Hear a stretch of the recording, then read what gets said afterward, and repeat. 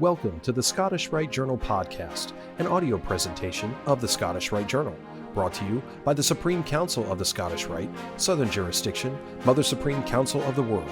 This week's article is Jules Verne, Master Nemo, and the Nautilus, a Clandestine Travel Lodge, by Michael E. Howard, 32nd degree, and comes from the March-April 2022 issue of the Scottish Rite Journal. In the midst of the glade, on a pedestal of rocks roughly piled up, stood a cross of coral that extended its long arms that one might have thought were made of petrified blood. 12 mourners, 4 serving as pallbearers carrying their sorrowful burden upon their shoulders, march behind their master to the middle of a clearing, in the center of which stands a pedestal of rough blocks surmounted by a rosy cross. Their leader calls a halt. The mourners form a semicircle around him and, at his signal, one of the men prepares the grave. The body is interred, and the master, arms crossed over his chest, kneels in a posture of prayer, followed by those assembled. The grave sealed, the mourners stand and approach the mound, sink again on bended knee, and extend their hands in a sign of final farewell. It is a scene any Freemason would recognize, the event evoking universal elements of the ancient fraternity paying last respects. This scene also takes place under 300 meters of water in 1867 in Jules Verne's pioneering novel 20,000 Leagues Under the Sea. The Rose Cross is made of living coral, the lodge members are clad in innovative diving suits, and the underwater illumination is provided by Ruhmkorff light generators, cutting-edge technology in Verne's time and early precursors to today's fluorescent lights and electronic camera flash units. Hollywood has a long tradition of assigning Masonic symbols to fanciful villains. The 2003 film The League of Extraordinary Gentlemen, where Captain Nemo is a hero rather than a villain, depicts Nemo as a wealthy Indian aristocrat, Prince Dakar, and the visually stunning interiors of his Nautilus submarine are replete with Masonic imagery, square and compasses, various working tools, and lodge furniture. The producers may have surmised correctly the captain's Masonic affiliation, but the issue of Nemo's nationality is more complex. Jules Verne initially conceived his vengeful Captain Nemo as a Polish aristocrat victimized by Russian despots, but this was not revealed until the companion novel The Mysterious Island appeared 5 years later. Verne's publisher feared losing the profitable Russian book market and prevailed upon Verne to obscure Nemo's nationality. The Mysterious Island reveals Nemo to be an Indian rather than Polish, likely because 19th century India was not a major market for French books. Masonic lodges were not unknown in India. Most English regiments had their own military lodge, and hybrid lodges existed that allowed Muslims and Hindus access. Yet Russia and Poland also had long Masonic traditions, grand lodges and orients, chartered and, after being purged by sequential regal decrees, rechartered by the Grand Orient of France.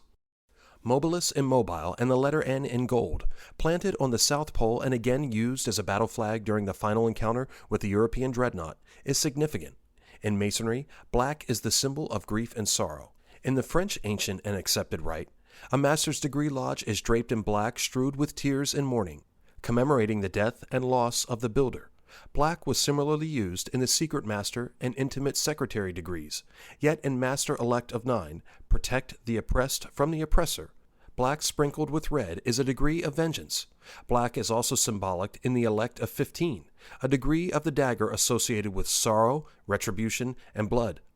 Chevalier Direct and Chevalier Caduche are likewise degrees involving vengeance. Assuming Captain Nemo and his crew were Masons, would Professor Aronnax, Ned Land, and/or Conseil, the guests on Nemo's submarine, ever have been asked to join Nemo's fraternity? No, as almost all Masonic bodies forbid soliciting membership. To be one, Aronnax, Land, or Conseil would have had to ask to join.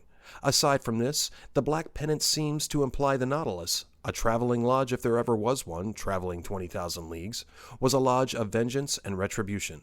Once the lodge's goals had been achieved, through the symbolic sinking of the dreadnought from the country which had once oppressed Nemo's own family, the lodge's raison d'etre was in some sense fulfilled. Nemo has no incentive to expand his lodge and appears to lose interest in the Nautilus, its mission, and humanity itself. If the Nautilus were a lodge, it would certainly be clandestine, fitting with Nemo's preoccupation with anonymity and disengagement from most of humanity.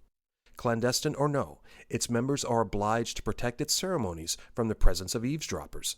Hence, while concluding, in the words of the 1916 Charles Scribner's Sons translated edition, that his interest might be reconciled with that pity, compassion, to which every human being has a right, Nemo allows his passengers, prisoners, unfettered access to the ship, with the stipulation that they allow themselves to be confined to their cabins from time to time to prevent them from seeing things that Nemo felt they should not see, whether ship operations or ship rituals. Writer Michael Larney explores Jules Verne's possible connections to the secret societies of his era in The Secret Message of Jules Verne, decoding his Masonic, Rosicrucian, and occult writings. But there is currently no definitive proof that Jules Verne participated in the sublime mysteries of Freemasonry, a topic that I explored in the fall 2021 Journal of the Masonic Society. No Masonic lodge is known to claim him as a member. While Verne himself was likely not a Mason, there are indications that his creation, Captain Nemo, in some sense, probably was. Any accompanying photographs or citations for this article can be found in the corresponding print edition. The Scottish Rite Journal is published by the Supreme Council of the Scottish Rite, Southern Jurisdiction, Mother Supreme Council of the World. Mark Dreisenstock, 32nd degree, KCCH, Managing Editor. I'm your host, Matt Bowers.